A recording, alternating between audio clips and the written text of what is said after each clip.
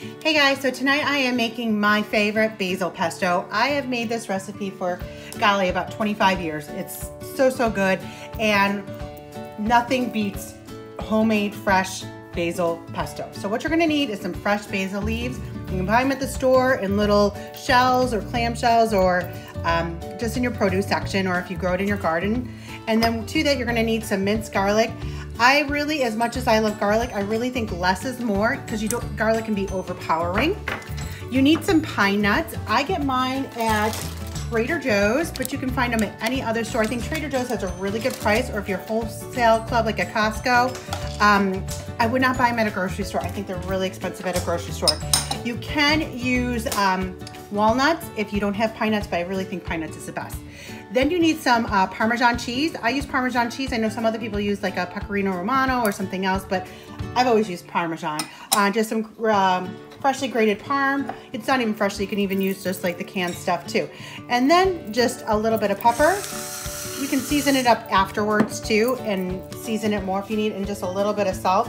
Like I said, you'll add a little bit more afterwards too. And that's it, of course, your fresh basil. And then you'll need some olive oil, but we'll be streaming that in. So you just add it into your food processor, and then you're just going to blend it up. So we're gonna blend this up, and while it is blending, we're gonna add some olive oil. I always go by, you know, you can make it a little bit more chunky and you use less olive oil, or if you want it more smooth, you can add a little bit more. So really, you just, no more than about a half a cup is what you're gonna need, and it's gonna form a beautiful pesto.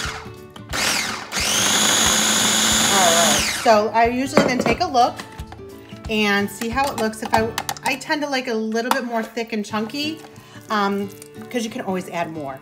But if you add too much, then you're kind of need to add more basil leaves.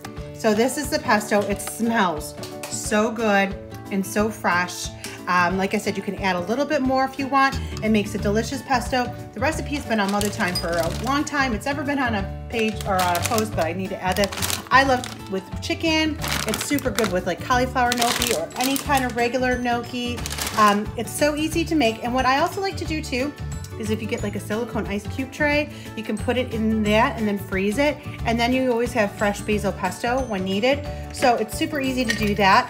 But trust me, you're gonna probably use all of it right away. But if you wanna make a double batch, if you have a lot of extra pesto, or excuse me, basil, you could always do that too. So that is how easy it takes to make fresh and delicious, and it smells so good, basil pesto. Thanks so much for watching, guys.